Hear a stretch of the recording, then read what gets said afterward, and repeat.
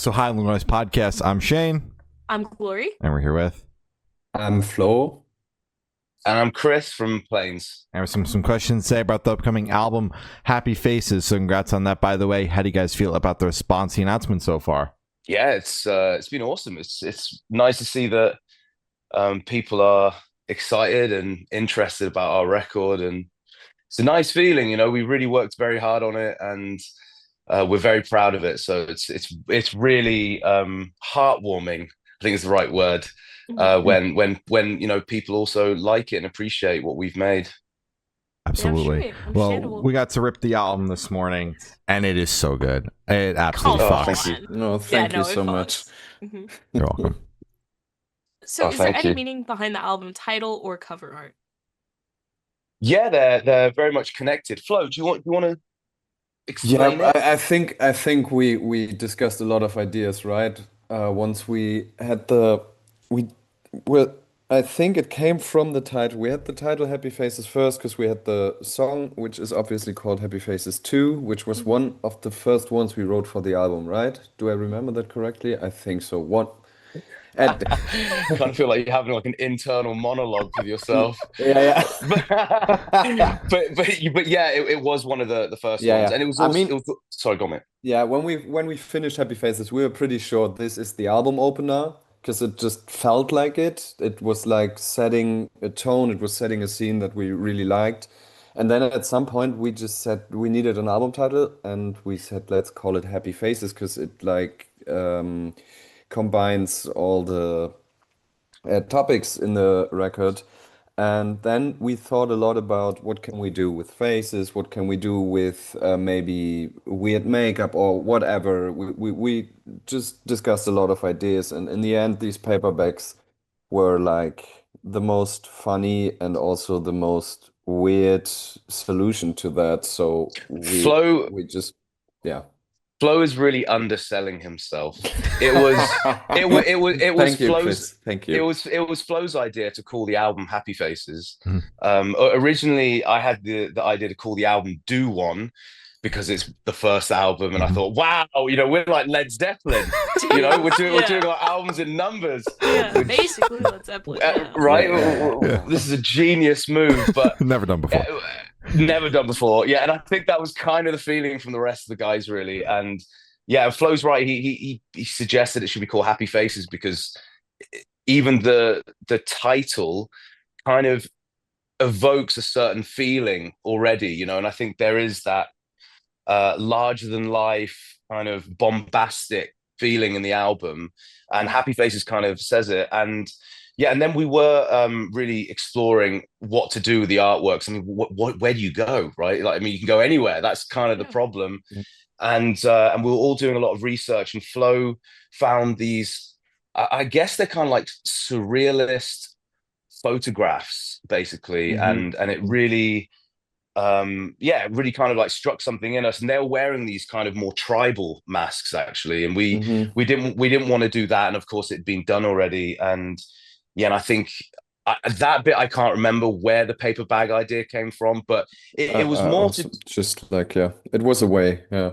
Yeah, but the reason is the song Happy Faces. Of course, when you first listen to it, it's like this is a pretty insane, ridiculous song. But with all of the songs in the album, it was about saying something more, so that either it's the narrative or the story is presenting an idea and we are saying something about it, whether it's Hotel Biscuits, for example, which is about a guy who basically blows all his money in a day and he wants to live like this extreme high life, basically hiring a hotel room and then just smashing it and then wanting to ride the back of an elephant, and he will spend all his money. But that's actually more to do with the pressures that we feel of being a high achiever or having lots of money, and this guy is just so willing to have that feeling that he'll blow it all in one day, and I think we all have that feeling sometimes, you know what I mean? I don't know if if you guys have that feeling when you got like a little bit of savings, you're like, oh, maybe I'll, you know what I mean? Let's go on a big holiday, or let's, you know, for me and Flo, it would be, oh, let's buy a guitar. Let's buy a new guitar. We need more guitars. It's time for another one. And then, you know, and I don't know, of course, because it's the world we're living in, but I don't know if it's like, because we see on Instagram or YouTube, whatever, and our heroes have got 50 guitars, or even a guy, you know, you never even known, you know, has got 50 guitars. Oh, you know, to be a real guitarist, I need 52. Exactly. Do you know what I mean? So it was all to do that, really. And the title Happy Faces is like, it's the masks that we wear, or we are pressured to wear, to be acceptable in society. That's kind of what it's about. And that's why when you get right to the end of the song, it says, you know, happy dumbass faces, because it was also like how ridiculous this is. Sometimes I feel shit and so am I allowed to swear, by the way? Oh yeah. Okay, you know, sometimes I feel shit and I just want to be shit. But then on the flip side, there is also the feeling that sometimes when you force yourself to be happy, then it actually can help to feel happy. So it's that kind of teetering on the edge, you know, of what that means. But yeah, so that kind of layer of masks and the stories that are throughout the album, we kind of felt that there were lots of characters. So that's kind of where the idea of painting faces on.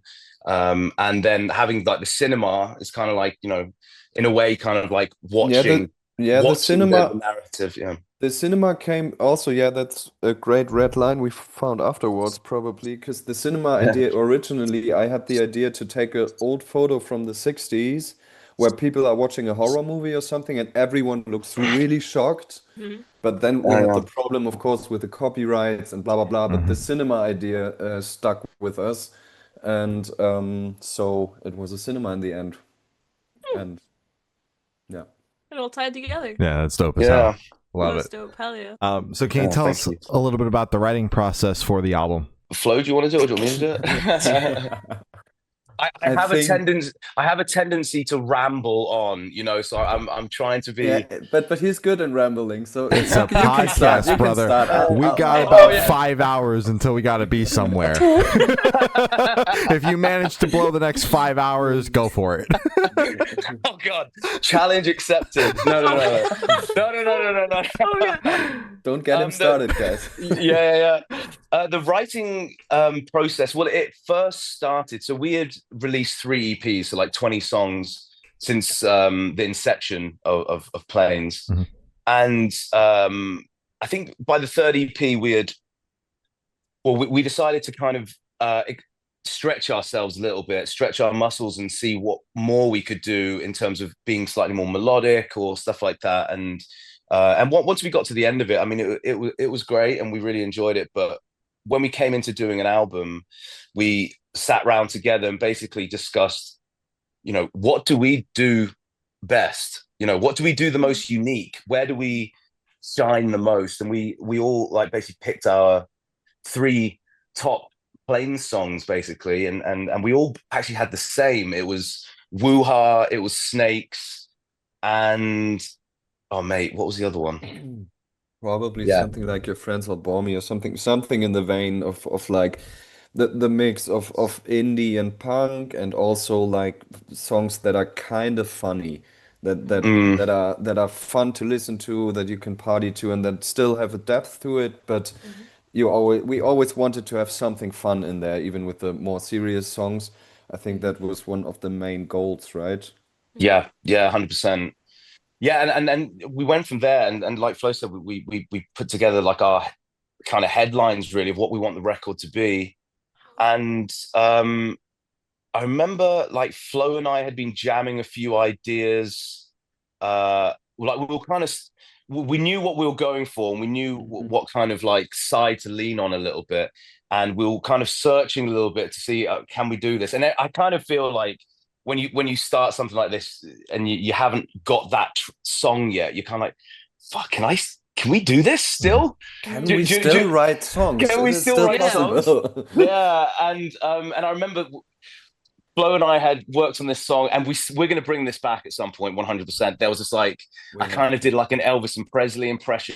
It was so ridiculous, but I think it will be on the next album because me and Flo, we really love it, and I put on this, Roy No. yeah, it is. Burning.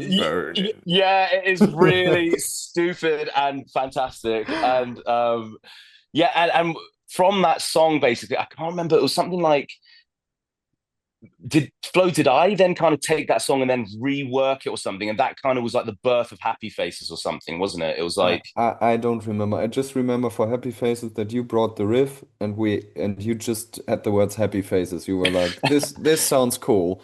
it's like, great starting point, thanks. And then we Yeah, a name and a riff. then we worked on the arrangement for, I don't know, probably one session, one day or something, and had just like fantasy words for the rest, just to have the flow of the vocals and everything. And then we worked on the lyrics, and I think it was the third session where we worked on the lyrics, and we had the Light bulb moment. second verse or something, and we were looking at each other and we're like, oh, now we're actually saying something. That's We might have nice. something here. Yeah. Yeah. Yeah. So that is one thing, just to go like with a word you hear or something. I think sometimes Chris would like, probably half of the songs he would bring some kind of concept to maybe it was even more, I don't know. Chris would bring like a concept for the song, maybe a first verse and a chorus, or more or a bit less or whatever, and we would work it out together. Yeah. And mostly before that, we were um, either way, I was sending Chris a riff or Chris was writing a riff, and we were like just working around the stuff we had. And I think our main goal was to always like stay in the flow and not to second guess ourselves too much, which is a thing I also like really learned from Chris in a way, because we were like really in the mood to just keep on writing and edit it afterwards, so we don't get too heady over it, and it Yeah. still keeps the energy and the fun. Because sometimes the most fun parts are a bit embarrassing at first. Yeah, we can't do this. It's Yeah. too silly. And when you listen to it back to it the next day, you're like, oh, this is actually amazing and really funny. Good. That was one of the things that I don't know if we consciously thought about it, but like I think almost every song on the album, there were moments where we're all just like rolling around laughing. It was That's like, so good. Yeah. usually it was like a really stupid lyric that we had written, or like a really dumb performance, or something like that. But it had to have that, like, even we wanted to say something serious and kind of what I was saying earlier, but it had to be fun to listen to. It had to be great, and just like you could party to it. And I think when we had maybe 6 songs, something like that. Actually, quite an important point. Actually, when we had that conversation as a band, talking about what the vibe of the album was going to be, the rest of the guys in the band also asked me. They were like, "Why don't you sing in your English accent ever?" Yeah, And that actually was an like game-changing conversation, because like throughout my whole career, I've always kind of sang with an American accent, and isn't it that like, is it like a Taylor Swift song or 1975 song when they're like saying like, why do English guys always sing in an American accent or something? Or maybe it's a sounds like something rom-com. 1975. That sounds something. Yeah, that sounds Matty like something Healy. too. Yeah, it's Matty Healy kind of comedy. But yeah, and the guys pointed that out, and it was really like a click in my head, really, and that's where like there's a lot of like English slang in there, and I know Flo loves this as well, like I love it. yeah. I mean, for us, like Chris is from London, and the three of us are from Germany, and for me, it's so much fun to learn new slang in English. Like British slang is like, it's my new favorite hobby. Like, what are you even saying? It's became- crazy. It I don't know, it's became just like- that while writing the album, and it's like the language, how they use language, it's so different than we do it. Obviously, it's a different language, but also like how they like use metaphors or something. It's so different, and it's so much fun. And we were like, Chris, let's just like write really British lyrics, and you can sing really British because you talk pretty British. So why not? Well, I remember it's like I brought in the song Beefcake, and Dizzy the drummer is a vegan, right? So he was like, dude, what are you talking about here? And I was like, no, like, I was like, mate, you don't understand. Like, let me explain. So, like, where I'm from, like just outside of London, we would all, if someone was really hench, like goes to the gym a lot, you'd be like, oh mate, he's a proper beefcake. You know what I mean? So and I never thought about it really until we had that conversation, you know, with the band, and I was like just working on this tune with an acoustic guitar, and I thought, beefcake, what a great like melding of words. You know what I mean? Yeah. Really, you know, Awesome. like, It's and I so never, good. cake. yeah, right, because you never Meatloaf. really think of, Yeah. yeah. You know, but like you never think about this stuff when it just comes out of your mouth. You know, it's like I remember when I don't know, I think we were like out having beers or something, and I was like, oh mate, you know, I'm getting off my tits or something like that, and Flo was just like, what did you say? You know, but like in England, this is like a normal thing to say, you know. And it was more like just like trying to like or in a way like kind of look at yourself like as another person, you know what I mean? Like, but hang on, that is kind of a funny thing to say actually, and that's kind of how a lot of these kind of made it into the writing. Yeah, I can't remember where were we before this. I jumped over to beefcake because of metaphors or something, didn't I? Anyway, yeah, writing process, general writing process, yeah. Oh, that was right, yeah. So we got to about 6 or 7 songs through, and at this point, I think, you know, it's certainly for me, I was really thinking about what of the flow of the album was going to be, you know, and you know, for us, you know, it was going to be our first record on vinyl as well, and like both Flo and I were huge vinyl lovers, you know, and the flow of an album is really important to us, and yeah, maybe 6 or 7 songs way through, and I was really, really determined to have a song in the middle as it would finish side A and would go into side B, that it would be a certain vibe, you know, something a bit softer, really, to kind of bridge you into side B. And yeah, and I wrote Executive Me, and it was very rough, bare bones. And I showed it to Flo, and he was immediately like, oh mate, like let's start working on it. He was, oh, flip the, you know, lead guitar to this, and we started working on it. And again, that song was like basically finished in a day, and then it was weeks of editing and really molding it. And yeah, and when we came to the outro section, I remember I invited the band over to my studio in Hamburg, and I basically said, look, here's 3 or 4 topics, you know, like what really, you remember this, mate? But it was like, what really annoys you on holiday? What ruins a holiday for you? Because Executive Me is about a very negative person that I know, at least I feel is very negative at times. And what really annoys you on public transport? What ruins your holiday? What ruins a great meal in a restaurant? And then I'll just give them a microphone, and then we would all leave the studio, and they will just kind of rant basically. And then after 2 minutes, we'll just keep swapping like this. And then it was a case of just like swapping and editing it up. And that just really, like, as it fades out, I mean, there was like a really nice way to go to side B, you know. And then I think maybe we did one more song after that, and I think Amazon Warehouse was finally finished. That song, we slaved over that chorus. And then it came to the very last song, 4 a.m. And also, yeah, I wanted a really nice album closer, and the time was super tight. Like the studio like was booked in, you know, and it was really panic mode, but I was kind of forceful in a way. I was like, no, it has to happen, you know, it has to happen.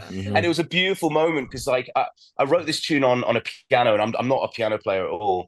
And then I showed it to the guys, and I remember like then it was me, Flo, and Dizzy, and Timon, our old bass player. And we just kept molding this song, you know, and it was really nice, like, to get it over the line as it kind of finished the album. You know? But I think the very last one we wrote was Roshi Said, right? Roshi Said was a song which basically, you could kind of say, really sculpted in the studio when we were meant to be recording it. Yeah, I think Timon, like our old bassist, he sent the riff, like the main riff, and then you had the words Roshi said. You had them already, and I think at first the topic was something like a toxic relationship or something, and then we really like changed a lot in the studio. We changed the lyrics, we changed the whole chorus. The verses stayed the same basically, but the performance was completely different. Yeah, but it really, the difference is day and night. You know, the original version, but. So I think with every song it was just a bit different. Yeah. But on most of them, we really like edited a lot and It was did the it lyrics together we and worked. discussed a lot about the lyrics and about the Yeah. right words, about the right flow, about like is this saying enough? Is this saying too much? Maybe do we want too much here? Blah blah blah. All this like these fine lines you want to like stay on, kind of. Yeah. We were really determined that this, at least for us, like we set the bar really high. You know, we wanted this to stand up with our favorite records of all time. You know, and it had to, at least for us, it had to feel like it was up there. You know, with our heroes. You know, Absolutely. It's always the goal. Yeah. Exactly. So, what song off the album took the longest to write, and which one is each of your own personal favorite? Go on, Flo. I know your answer already. I think And tell the took the story about the longest. single. You know. I Go on. think the longest Amazon Warehouse took the longest, right? Yeah.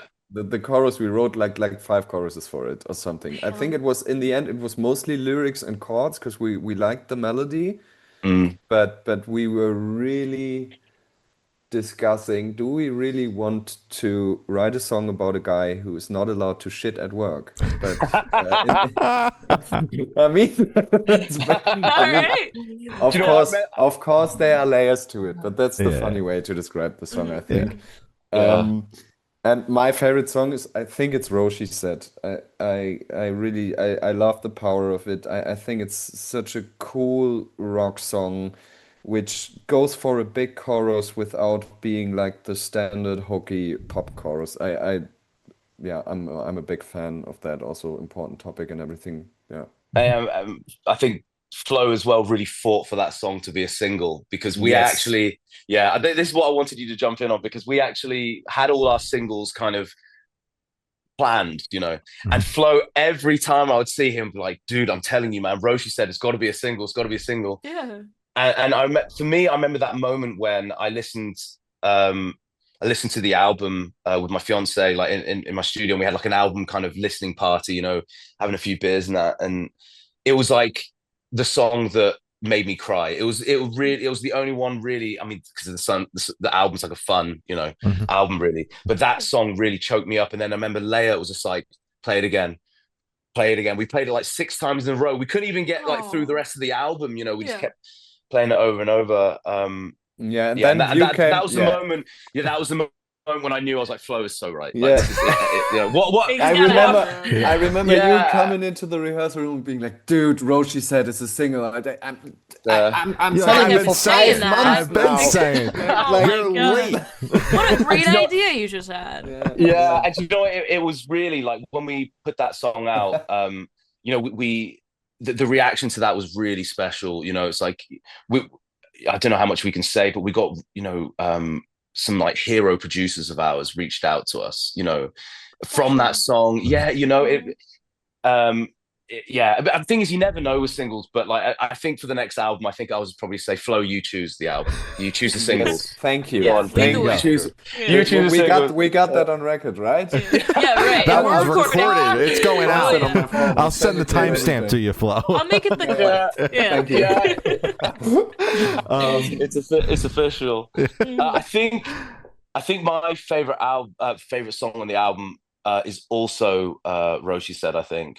Oh, that's so boring. Say something different. There are 12 songs on it. I know. I don't know. It kind of also, like, Beefcake also would be like one of my favorites, I think. It's hard, like, it is really hard to choose your favorite, you know. I think it's like Do One, of course, like, is very like Do One is awesome. Personal, and I think I really love what we did with the arrangement and stuff. Like, that song never gets boring. Like, it feels like there's like 4 verses, but somehow it kind of feels like it makes sense, you know. Like, it could be, I don't know. I'm gonna say Roshi Said. I'm sorry, like, it is boring, but it would be Roshi Said. I mean, it's a good song. Yeah, exactly. Fair enough. And Flo's right as well. Like that one, you know, we're also saying something more political and topical. You know, in that song, we're talking about the rise of basically the right wing like politics going on in the world, you know, and in Germany there's the AfD, which is like really gaining popularity, and there are like members there who are like ex-Nazi party members, and of course in the UK we've got Brexit, which happened. Yeah, and just what the nightmare which is happening in the UK from it, you know, and of course in the US there's different things happening there too. So there's a lot going on here. Yeah. Actually, this is a bit of a side story, but Flo and I are playing a festival next week. Oh my God, it's this week, isn't it? Bloody hell! We're playing Friday. Yeah, we're playing a festival, and I'm doing an acoustic song in the middle of our set. And I just wrote this new song, and it's about a very powerful man in your country, and it's called Fat Vomit. I thought you'd appreciate that. Yeah. Okay. Yeah, that's good. I wonder who that's about. This is a bit. Yeah. The opening lyric is also the chorus lyric. He's fat vomit. He's fat vomit. Anyway, something about he's a man child forever or something like that. Anyway, something like that. But I thought I'd throw that in there because it's kind of tied to what she said. Yeah. But yeah, love it. I love it. All right. That was super random, but yeah. No, it's tied. Yeah. So where was your headspace at while you guys were writing this album? It's a hard one, I think, because actually, like, they're also like we were really on the same page, but the same, like, music-wise, we're on the same page, but also there was a lot of tensions going on within the band. So it was also not an easy record to make, and maybe that's because the pressures we put on ourselves, you know, because we really wanted to make a great album. We really, there was a lot of pressure. I felt like the beginning we were really fast, like the first 4 or 5 tracks were like done fairly quick. Yeah, for sure. Yeah. And then we also played a lot at that time. Like we played shows and were on tour and had our side jobs and everything. And I think everyone was really stressed in the end. But like the whole process, like I think once we got like through that touring phase and just could like really focus on writing again, it felt super great again. Like I mean, as in every band, of course, there are some tensions and everything, but I think in the end we were always like, this is a great song. We had a laugh at certain lines, we had a laugh at certain riffs or something, because we also sometimes threw in some funny riffs that are not really fitting the genre, like Special K or something. Yeah. And like we said at the beginning, we wanted to make something really colorful and fun. Which isn't like a party album, like topic wise, but still wants it feels like a party, makes you happy, yeah. Yeah. I mean, you know, we worked on this album for like 2 years or something, you know, so it was like like Flo said, like it's, you know, always in a band there's ups and downs, and it's difficult, you know, we all feel so passionate and we love the band, we love what we do, and you know, of course it's 4 very strong different characters, and that works great for the band. But I think overall, like looking back on it, you know, there's it's just a great time really, with a lot of pressure we put on ourselves, and but it was very lucky, you know, we had a great producer for this album, a guy called Manuel Renner, who's based down the south of Germany, and I think whenever there was like difficult times, he kind of got us back on the straight and narrow, and you know, and it was good as well, you know, like he also knows when not to touch stuff, you know, like a lot of the album actually nothing changed from the original demos, but then you have like something like Roshi said, which is like his influence was massive on that. Yeah, definitely. Yeah. Gotcha. Wonderful. And this one should be super, super quick off the top of your heads. I want you guys to describe this album for new listeners in 3 words. 3 words each, 6 total, no more, no less. It's so bad. These are 2 words, right? No, 3. Do I start, Chris? Oh mate, I'm thinking of the words. Yeah. If you got the words, go for it. Yeah. Fun, ridiculous, and silly. Yeah. Hell yeah. Silly. Now, Chris, now you got to bring some rock into there. But yeah. I was going to say, it kind of makes me feel like we've made like a Mickey Mouse record. You know what I mean? Yeah. Oh no, is it- the new I mean, Wiggles I'm record. counting on you, mate. I can imagine, like, in the board meetings when they're thinking of the marketing schemes for Mickey Oh Mouse, they're no. like, right, the movie has got to be fun, it's got to be silly, Whimsical. whimsical. Yeah. Jesus. I would say it's bold, Mm-hmm. bombastic, and weird. Hell I think, yeah. I think that's probably sums it up for me. And for me, without, I would love to use the word colourful because I think it's quite a colourful Mhm. No, album. but Yeah, What do sonically very bright. what do you guys think? What would be your 3 words? I mean, I would agree with colorful. I think it's very vibrant, and I think it's fun. I do want to latch on to fun because listening to it, I was Mm. like, damn, this shit is just pretty to listen to. It's just entertaining to listen to. I really enjoyed it. I don't Cool. like when people spin this question back on me, but shit rocks ass. There you go. They did way better than we did, Chris. Way better. We hear We a had lot the of time to words, think you about know? it, We Yeah. were watching you guys spitball, Mhm. Yeah, of course. So can you guys talk about any particularly challenging or standout moments during the creation of the album, positive or negative? I think one standout moment for me, positive, was when we wrote Do One. That's this song. Chris, do you quickly want to explain the topic? You always do that so well. Well, so I'm my dad's English, my mum's from Hong Kong, and a while ago, me and the guys had a meeting with this kind of veteran of the music business, and he came into the meeting like loads of energy. He's like, boys, yeah, fantastic. Right, so I'm thinking for your next single, you should release it in Korea, just Korea. And obviously, Chris, you're from Korea, right? So it's going to go down a storm. Yeah. It's like, this is a great. Then we'll release it to the rest of the world, like a couple months later. And I was like, Dude. You guys a K-pop band? Yeah. I was like, oh, yeah, that's cool, but why Korea? He's like, well, you're obviously Korean, aren't you? That's so racist. That Dude, is it was- so fucking dude, it racist, was- dog. It was Holy so. And and we have this part in Do One which is exactly about this story where the tension rises and then Chris screams like, "My mom's from Hong Kong, you fuck." And I Yeah. remember like coming from that session and drove on my bike through Hamburg and listened back to the song like a few times. And every time this part came, I had to laugh like so loud that people were like really looking weirdly at me because I was like, Shit. also after an 8-hour session or something, I was probably driving like a maniac and was just laughing my ass off Urban. because I thought it was so funny. This line itself is so funny. Mhm. Yeah, that's one positive moment I remember very vividly from Yeah.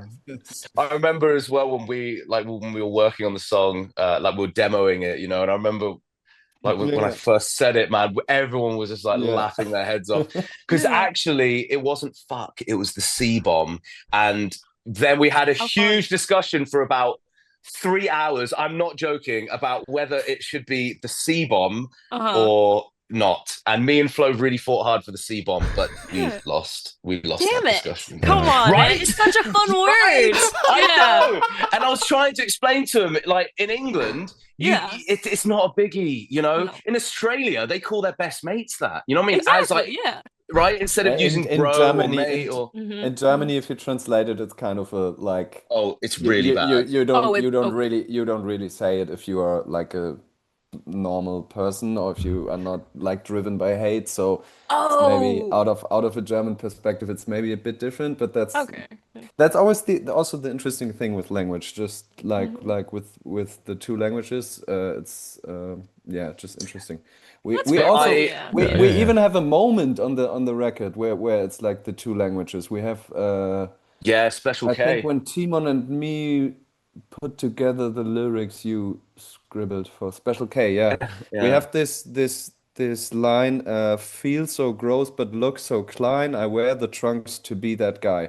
So it's referring to a guy who is just like driven by consuming stuff, and he wants this Calvin Klein boxers. Mhm. So he feels so gross but looks so klein. But gross in Germany means big, and klein means little. Yeah. Prose in English, obviously. Oh. So it's like Yeah. kind of this It's two-sided coin. I love Awesome it. lyric. Yeah, language is that was awesome. No, Yeah. Yeah. Mhm.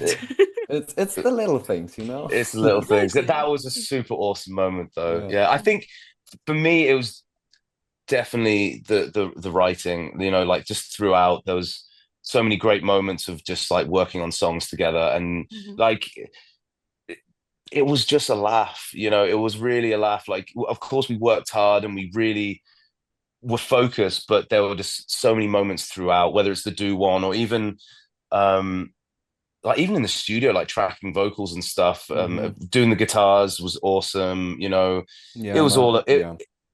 it was all a blast, really. I think we all really just love the process, of making music, and we really think about every detail. What amp, what guitar, how to like deliver the vocal, or the lyric, each word. We just really enjoy each part, and we're very intentional, and we enjoy thinking intentionally about Mhm. what we're making.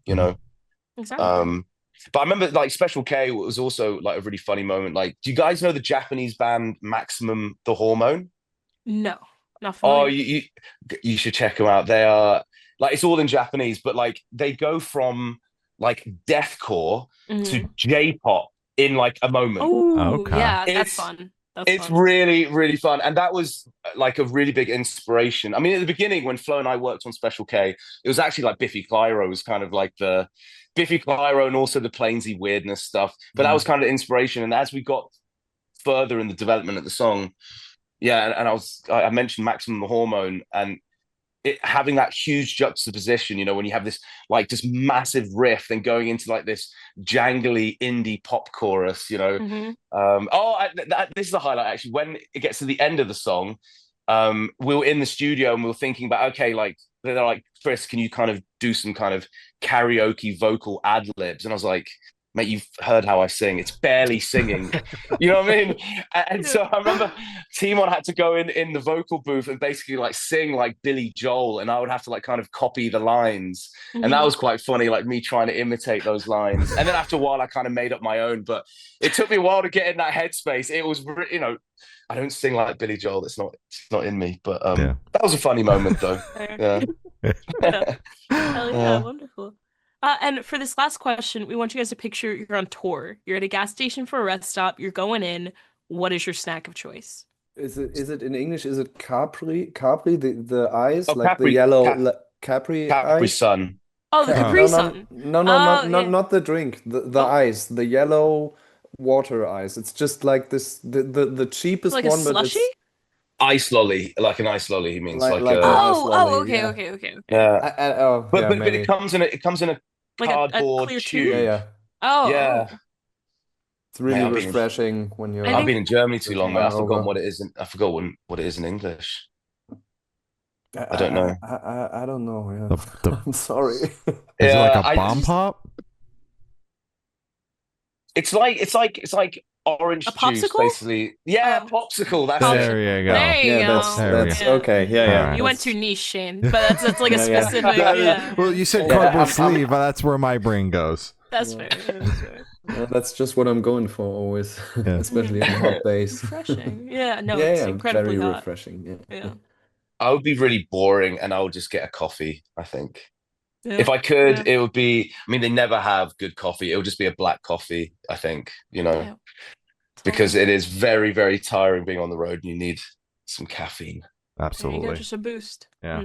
Yeah, yeah. Where are you guys based, by the way? I'm in New Jersey. I'm in Virginia. We're on the East Coast. But isn't New Jersey and Virginia like super far apart? Yeah. Is it? About 6 hours, yeah. Like 6? Ah. Yeah. Yeah. Mhm. Oh wow, Yeah. cool. So how do Yeah. you guys know each other then? Is this like We met through a Panic at the Disco Discord server that I owned. Awesome. And I was like, well, Ah. he was a moderator on it, so I was like, let's all the people who also worked on the server, let's make a radio station. And the radio station turned into a podcast. The 8 people on the podcast turned into 2. then the pandemic happened, and Shane was like, "You want to do this seriously?" And then we just became really good friends from there. We didn't really talk much. We really weren't friends before we started this, which is ironic. No. It's funny, yeah. But that's nice. So that's the beautiful thing about music, right? It can really bring people together. I mean, I also met Chris through PLAIINS, so that's dope. There you go. Look at that. Yeah. But you know what? But like I saw Panic at the Disco. Oh man, it was a long time ago. I think I was like 17 or 16 or something. Ooh, but before, and it was like just after their first album or something like that. Whoa! Yeah, yeah. And I remember before that, I was like, like that song, Sins, Right Tragedies. Sins, Not Tragedies. Yeah. That's it. Yeah. And I remember it was on the telly a lot, and I thought, I don't really get this. But then I saw them live, and I was like, mind blown. I get it. This is insane. And the guy's voice and the way they moved on stage. It was with the original. Yeah, I remember like the old guitar player. He left, didn't he, after a few albums, right? Yeah, 2 albums. Yeah, Ryan Ross. Was it 2 albums? Okay, but that man had swagger on stage. He had swagger on stage. It seems so really from the videos. I did not have the pleasure of seeing them in that era, but the things I would do to. I was about 3 years old when I Write Sins Not Tragedies came out. I was gonna say that makes me too. Yeah. Oh, that makes me feel old. And like a few days ago as well, like I like pulled my back getting out of bed. I pull my back all the time. It's okay. That's not an old thing. That's not an old thing. Yeah. All is forgiven. All is forgiven. Oh, man, I'm 35 in 2 days. Jesus. Well, happy early birthday. Happy early birthday. Thank you. But, you know, there was where I saw Panic at the Disco. It was at this festival in England called Give It a Name Festival, and it was like emo heaven. It was like brand new, especially in that era. Yeah, it was amazing. Like, and they had great pop punk bands as well. I saw like Paramore, just when they released their first album on the same festival. Yeah, My Chemical Romance. There was brand new, Thrice, Atreyu, like, and it was just like, I don't know, Newfound Glory were there as well. Like, it was just like amazing. It was incredible. And I remember as well, like when you were walking into the festival, and like everyone had like the proper emo straightened hair. Yeah, I was what a time capsule. Yeah, and I was never one of those kids, even though I love that music, and I was always being in bands since I was like a young kid. But I was like, fuck, I'm so uncool here. Someone get me the straighteners. You know what I mean? Give me the eyeliner. Yeah. I was at that point. I was like, oh, okay, I feel out of place. I got to get my tightest jeans on for tomorrow. Yep, tightest jeans, tight shirt. Yeah. That's great. What a throwback. Good times. Yeah. Very jealous. Yeah. Me too. Well, as Gloria said, that's all the questions you have today. Is there anything that you guys would like to plug? Thank you very much for having us. So please, everyone, listen to lovely Glory and Shane on their podcast, Good Noise. And our album drops in a month. And yeah, we're very proud of it. And I hope you enjoyed listening to us ramble on, or more me talk shit and Flo talk sense. That's great. Too kind. Thank you, Chris. Hey, mate. I hope you enjoy the album. And that's it really from me. Flo, you got anything? No, that was great. Just ramble on, mate. Hell yeah. Well, thank you so much for having us. It was a lot of fun. Thank you. Of course. Well, thank you, Silence Guys. It's been Flo and Chris from PLAIINS, and we have been the Good Noise Podcast.